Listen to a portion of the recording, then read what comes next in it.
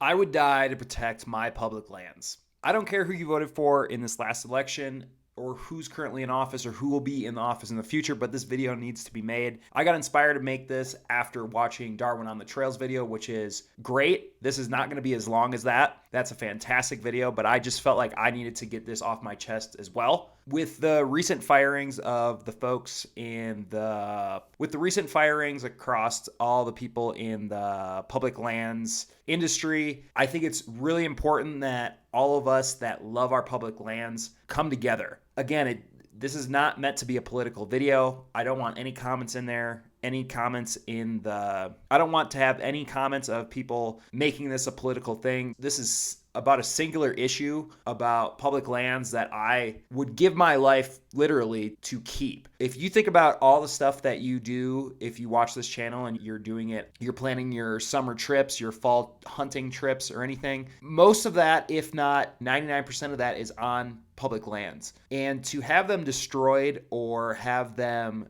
be privatized, frankly, makes me extremely upset, sick, and I don't know, any other word that you could throw in there. The firing of the thousands of employees might not seem like a big deal to some people, and but the thing I want to, unfortunately, the firing of the thousands of employees might not seem like the biggest issue that's facing us for public lands. But what I want you to think about is that there's been this concept of degrading public lands to be seen as useless and just garbage filled and dirty is a concept that's been around for a while. And that's what really scares me about the firing of these thousands of employees, is because obviously at this point, the trails won't be as maintained. There will be more trash. That's just a fact of the matter of just having less people picking up trash, cleaning the outhouses, clearing trails.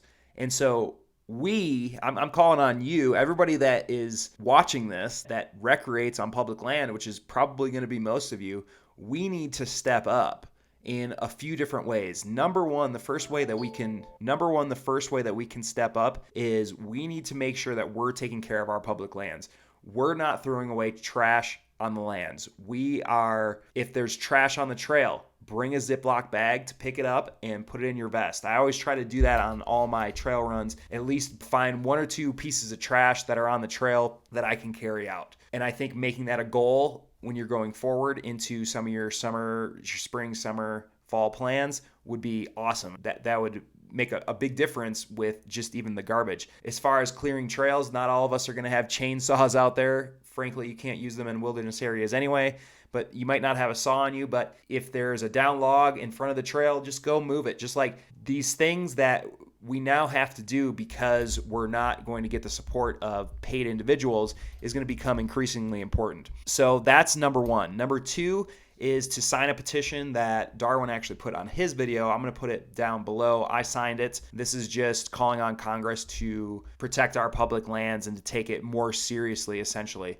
So that's a really good thing. The more numbers we can get in there, the better it'll be. And then thirdly is to donate to conservation groups, public land conservation groups.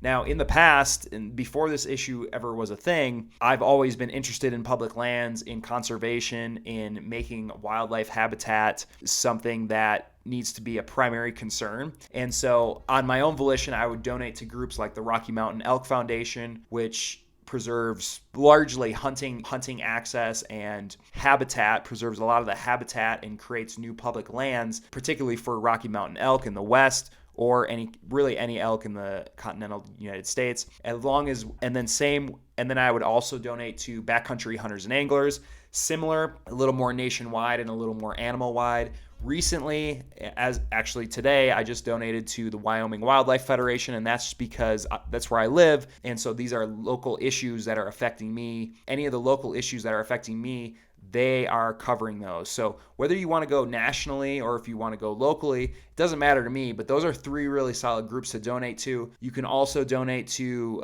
the link for the petition, and then I can leave a couple more down below. But those are going to be huge because they are going to be the voices for us if you can't make it to DC or your local to talk about some of these issues and get them resolved. The other thing that you can do is contact your local senator, and that one can be a little more convoluted. I'll see if I can find a link and then put it down below for that. On the topic of public lands, there's a lot of talk, especially if you're following Utah, in the talk of transferring federal land to state control. Now, there's a couple problems with this, and I'll admit that I am not the most versed with this, but the people that I follow, they've talked quite intricately about it and why federal land transfer to the states is actually a bad idea. You'd think it would be better because the local state might be able to manage it better, and that's what they're using it as a guise for. But everything that I've heard is that when the states get into a jam, a budget jam, the first things that are going to be to go are these public lands, and then they can do that, or at least that's from my understanding. Now, Utah has tried this and they've been successful in a few different places. I actually just saw that they transferred 100,000 acres into state lands, and state lands versus federal lands, there's a lot more restrictions with those. So yes, it's still maybe under the guise of public control, but you can't, like, a lot of times you can't camp unless it's in a actual campground. So you're dwindling away your freedoms and the things that you had on this federal land. Some of these politicians in Utah are saying, hey, let's sell this land to private individuals, and then we'll start building housing developments on them.